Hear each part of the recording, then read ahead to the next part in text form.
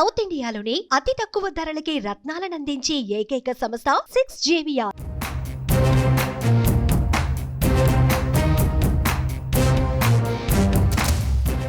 ఏపీలో ఎన్నికల నగారా మోగడంతో అన్ని పార్టీలు ఎన్నికల ప్రచారంపై ఫోకస్ పెట్టాయి.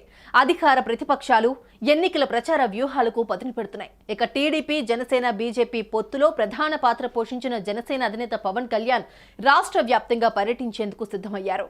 వారాహిపై ఎన్నికల శంఖారావం పూరించబోతున్నారు. దీంతో మరోసారి రోడ్డెక్కబోతున్న వారాహికి ఘన స్వాగతం పలికేందుకు జన సైనికులు సిద్ధమవుతున్నారు.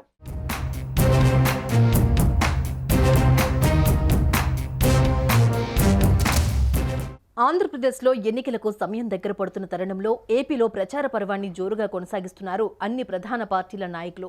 సంక్షేమ మంత్రంతో అధికార పార్టీ ప్రజల్లోకి వెళ్తుంటే ప్రజా వ్యతిరేక విధానాలను ప్రజాక్షేత్రంలో ఎండగడుతూ టీడీపీ, జనసేన, బీజేపీ కూటమిగా ముందుకెళ్తుంది.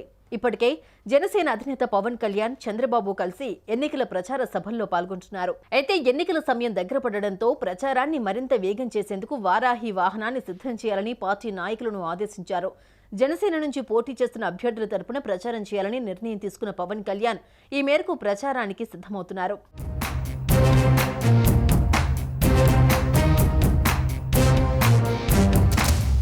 టీడీపీ అధినేత చంద్రబాబు రేపటి నుంచి టీడీపీ అభ్యర్థుల తరపున ఎన్నికల ప్రచారానికి బయలుదేరుతుంటే వైసీపీ అధినేత జగన్ 27వ తేదీ నుంచి ప్రచారానికి శ్రీకారం చుట్టారు. పవన్ కళ్యాణ్ కూడా మరోమారు జిల్లాల పర్యటనకు ప్లాన్ సిద్ధం చేసుకుంటున్నారు. ఆయన కూడా మార్చి 27 నుండి పిఠాపురం నుంచి ఎన్నికల ప్రచారాన్ని ప్రారంభించాలని నిర్ణయం తీసుకున్నారు. ఒకవైపు జనసేన పార్టీ అభ్యర్థుల కోసం ప్రచారం సాగిస్తూనే మరోవైపు కూటమి తరపున జరిగే ఎన్నికల ప్రచార సభలలో కూడా పవన్ కళ్యాణ్ పాల్గొనేందుకు ప్లాన్ చేస్తున్నారు. ఈ ఎన్నికల్లో పవన్ కళ్యాణ్ పిఠాపురం నియోజకవర్గం నుంచి పోటీ చేస్తారన్న సంగతి తెలిసిందే. దీంతో ఓ పక్క తన నియోజకవర్గంపై ఫోకస్ పెడుతూనే రాష్ట్ర వ్యాప్తంగా ప్రచారం చేయబోతున్నారు పవన్ కళ్యాణ్.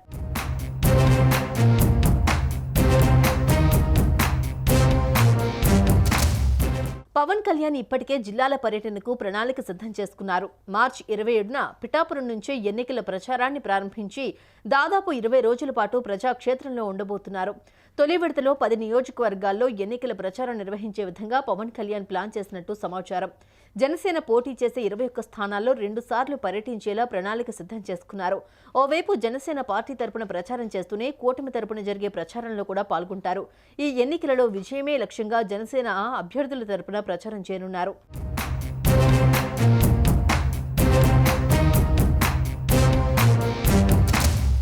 ఇక రాజోలు జనసేన అభ్యర్థిపై ఉత్కంఠ వీడిందే. రాజోలు అభ్యర్థిగా మాజీ ఐఏఎస్ దేవా వరప్రసాద్ను జనసేన అధినేత పవన్ కళ్యాణ్ ప్రకటించారు.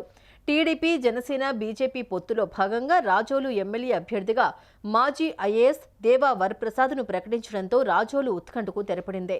ఇప్పటికే నిడదవోలు నియోజకవర్గం నుంచి కందుల దుర్గేష్, కాకినాడ రూరల్ నుంచి పంతం నానాజీ, నెల్లిమర్ల నుంచి లోకం మాధవి, తెనాలి నుంచి నాదెండ్ల మనోహర్, రాజానగరం నుంచి బత్తుల బలరామకృష్ణ, అనకాపల్లి నుంచి కొనతాల రామకృష్ణ, ఉమ్మడి విశాఖ జిల్లాలోని పెందుర్తి నియోజకవర్గం నుంచి పంచకర్ల రమేష్ బాబు, యలమంచిలి నుంచి సుందరపు విజయ్ కుమార్, విశాఖ దక్షిణం నుంచి వంశీకృష్ణ యాదవ్, ఉమ్మడి పశ్చిమ గోదావరి జిల్లా తాడేపల్లిగూడెం అభ్యర్థిగా బొలిశెట్టి శ్రీనివాస్, ఉంగుటూరు నుంచి పత్సమట్ల ధర్మరాజు, నరసాపురం నుంచి బొమ్మిడి నాయకర్, భీమవరం నుంచి పులపర్తి రామాంజనేయులు, తిరుపతి నుంచి ఆరణి శ్రీనివాసులకు అవకాశమిచ్చారు.